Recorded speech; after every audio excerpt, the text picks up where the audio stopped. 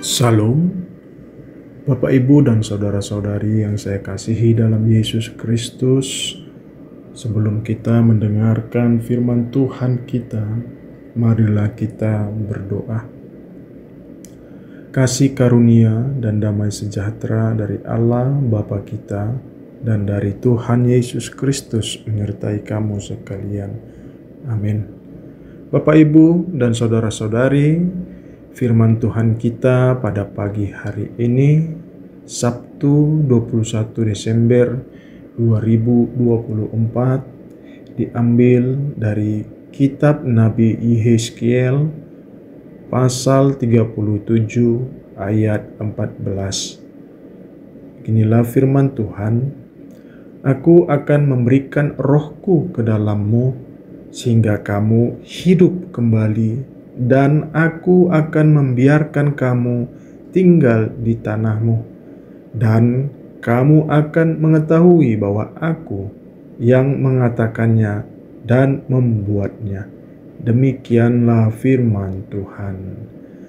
Bapak, Ibu, dan saudara-saudari, penglihatan yang Allah berikan kepada Yehezkiel di dalam Perjanjian Lama menjadi suatu tulisan yang sangat menarik bagi kita yang membacanya. Perbuatan Allah kepada Yehezkiel dan bangsa Israel begitu ajaib dan tentunya tidak dialami oleh banyak orang, sekalipun mereka adalah nabi-nabi Allah. Dalam penglihatan tulang-tulang kering yang dihidupkan oleh Allah, ada pesan yang begitu manis dari Sang Pemberi kehidupan kepada umat ciptaannya. Allah memberikan janji pemulihan untuk menguatkan dan menghibur umatnya. Dia akan dikenal melalui perbuatannya. Sekalipun bangsa Israel masih meragukan berita nubuatan itu, dan mungkin juga meragukan janji Allah bahwa mereka akan dipersatukan dan dipulihkan, namun Allah tidak meninggalkan umatnya dalam keputusasaan mereka.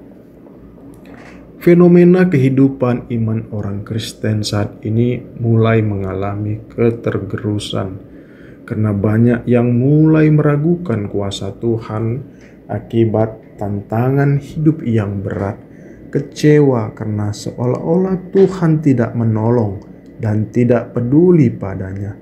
Bahkan ada yang mulai terlena dengan kenyamanan hidup, dengan segala tawaran dan kesuksesan hidup. Hal ini ditampakkan melalui gaya hidup yang tidak lagi berfokus kepada Tuhan dan lebih menyukai hidup dalam dosa, seperti kondisi bangsa Israel di saat Yehezkiel berkarya. Hidup lebih berfokus kepada permasalahan dan penderitaan yang dialami, mengandalkan kekuatan diri sendiri, mengharapkan pertolongan sesegera mungkin. Sering sekali ketika kita mengalami permasalahan, fokus utama hidupnya adalah diri sendiri dan akhirnya melupakan kuasa Tuhan yang sanggup memulihkan dan menghidupkan kembali. Dalam kehidupan sehari-hari juga iman kita sering diperhadapkan dengan berbagai pilihan. Ada yang bertentangan dan ada yang sesuai dengan firman Allah.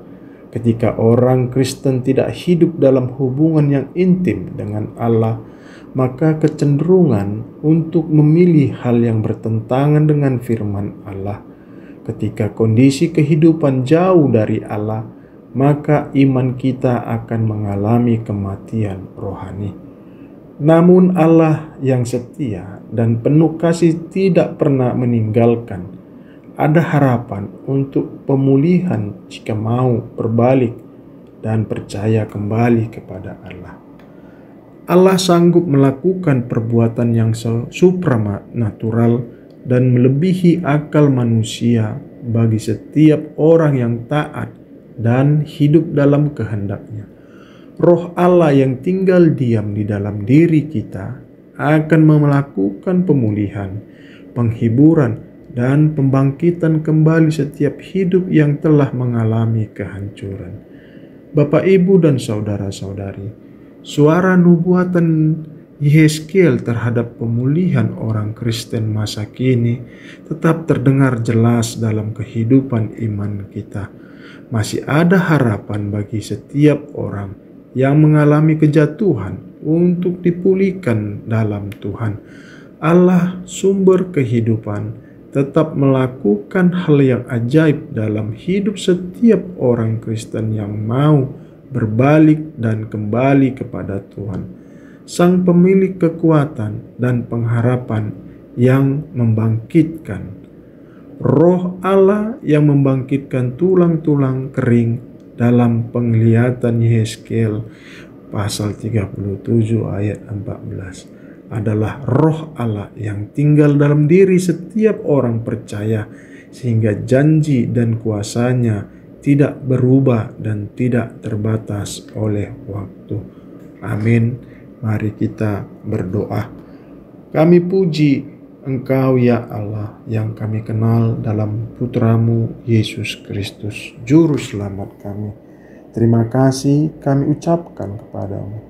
Engkau memberikan kami pada pagi ini nafas kehidupan. Kami dapat bangun dari tidur kami.